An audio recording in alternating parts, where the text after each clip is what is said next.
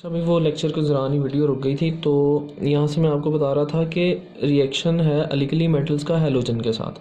ठीक है, ऊपर वाले दोनों पॉइंट्स तो मैंने डिस्कस कर लिए हैं पहले ही।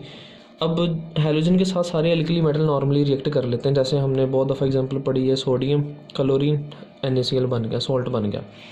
अब यहाँ पे इसकी डिटेल में ना उसने एक पॉइंट लिखा है, उसने कहा कि ऊपर से जब आप ग्रुप में 1A के नीचे जाएंगे तो रिएक्टिविटी इंक्रीज़ होगी। अगर आप लिथियम की बात करते हैं तो वो इतना जल्दी नहीं करेगा, सोडियम उससे थोड़ा सा जल्दी कर लेगा और बाकी ऐसे ही नीचे चलता जाएगा।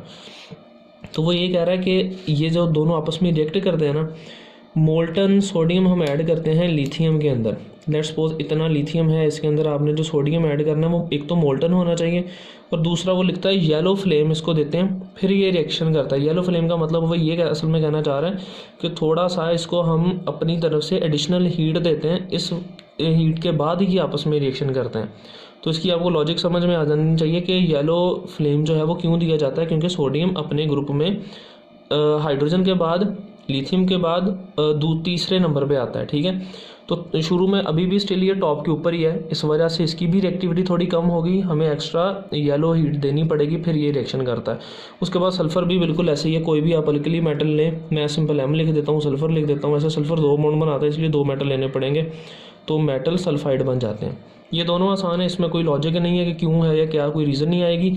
ये 2 पॉइंट थे जिसके अंदर कोई आपको रीज़न आ सकती है। मैं ओवर व्यू इसका पूरे का दोबारा दे देता हूँ कि अल्कली मेटल हाइड्रोजन के साथ आपस में रिएक्ट करते हैं तो आयोनिक बॉन्ड बनता है, उसमें हाइड्रोजन के ऊपर एक यूनिक करेक्टर है, नेगेटिव चार्ज आ जाता है। ठीक है, और अल्कली मेटल जब नाइट्रोजन कार्बन के साथ रिएक्शन करते हैं तो सारे नहीं करते, सिर्फ लिथियम करता है, अपने साइज छोटा होने की वजह से करता है, इसलिए इसका नाइट्रोजन और कार्बन दोनों के साथ बॉन्ड स्टेबल है। अल्कली मेटल सारे हैलोजन के साथ रिएक्शन करते हैं, बट जो इसकी रिएक्टिविटी है वो ग्रुप में डाउनवर्ड इंक्रीज़ होती है। अगर आप सोडियम को रिएक्ट करवाना चाहते हो तो थोड़ी सी हीट एक्सटर्नल देनी पड़ेगी, और सल्फाइड के साथ भी बिल्कुल ऐसे ही है।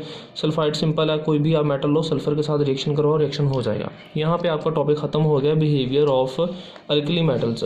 इसमें सारे डिस्कस कर दिए, 5 पहले किए थे और 4 पॉइंट आज कर दिए हैं।